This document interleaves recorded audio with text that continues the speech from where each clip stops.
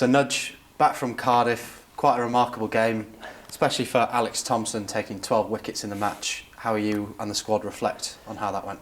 Yeah, I think it was, I guess a tale of two very different blocks of 2 days. First 2 days I thought Grizz, bowled exceptionally well. You wouldn't think in April conditions, spinners would be dominating the game, but on a pitch that we soon realised was going to be very spinner friendly. He took to bowl the way he did, I thought was exceptional, and fair credit to him. He puts in a hell of a lot of work. It's great to see him doing so well. So the guys are shaped up well. I think the way we batted as well on day 4, is a real testament to, again, the way we're trying to play our cricket now is that we're looking to try and take charge of games and really set up positions for us to win, but also when we're put into positions where we need to soak and absorb pressure, we've got the skill and we've got players that can do that. And I thought Reece and Guesty batted brilliantly to kind of put us into a position where we can take 11 points and on the bus back we go to Derby.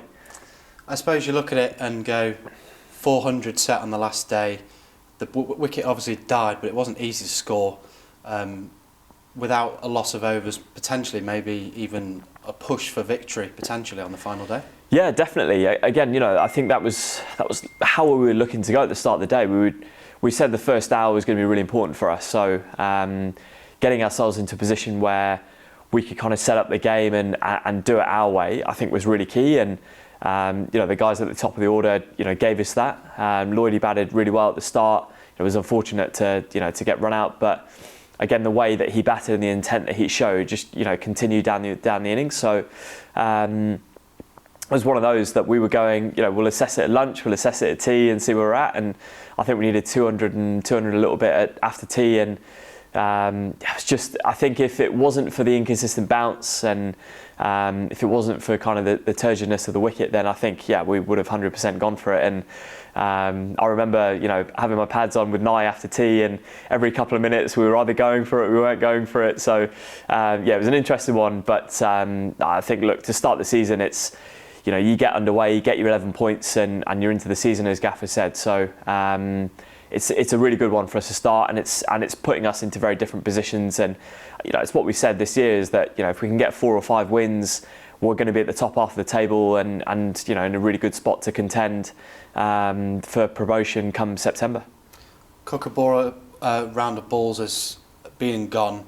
Back to a Dukes now. Just a quick reflection. Obviously, you look at the games across the country, ours was probably the closest battle between bat and ball. There were a lot of draws, but back to the Dukes, obviously more kind of, it might bring in more opportunity for a victory and also give a bit of quality and control back to the seamers. Yeah, I think so. I think the Kookaburra ball challenges you, even on, I guess, wickets that are necessarily conducive to bowling. I think the Kookaburra makes it tough, and I think that's the challenge that the ECB want, is that they want, especially in April, where conditions are more forgiving for bowlers. I think that's where the challenge came, and unfortunately, the pitch at Glamorgan didn't quite work that way, but it worked differently in the phase that it was more conducive to the spinners. So it's a different challenge, and we had a lot of sessions during the winter, working on our skills with the Kookaburra ball and looking at ways we're going to get it reversing and how we can be effective when the ball starts to reverse. So a good challenge, but always nice to get the Dukes back in hand, especially at Derby. We netted on one of the wickets today, and it was offering a significant amount more than what the Kookaburra ball offers. So bowlers are going in with smiles on their faces for a change. So but I think it's good. Championship cricket notoriously always play with the Dukes ball, and it's the traditionalist way of playing Championship cricket. So it's exciting to go, and hopefully we can be in a stage where we're going to be pushing come day 3, day 4 into a really good spot. We host Leicestershire on Friday. It'll be our second home game after our first was unfortunately washed out. But there are, like you said, a lot of positives to take from our trips to Fire Gardens with the ball and with the resilience with the bat, and also how we attacked at stages as well. Definitely, yeah. I mean, we had guys, Mads and Lloydie, putting in some good performances in the first innings, and then obviously Reece and Guesty, the way they batted in the second innings. So, some really good guys. The way they're playing today as well, it looks like they're they found some nick and getting into really good positions. So really exciting to know that we're coming into a game where hopefully we can put a good stance on it, and guys are getting in and out. But also great to see Blair get through his overs and bowl on a very slow pitch as quick as he did. So I'm sure he's looking forward to get the Dukes in hand and bowling on some quicker wickets. Although our first game was washed out, no opportunity for bonus points because the way the games have gone, the table is still all to play for, with everyone still tightly bunched up.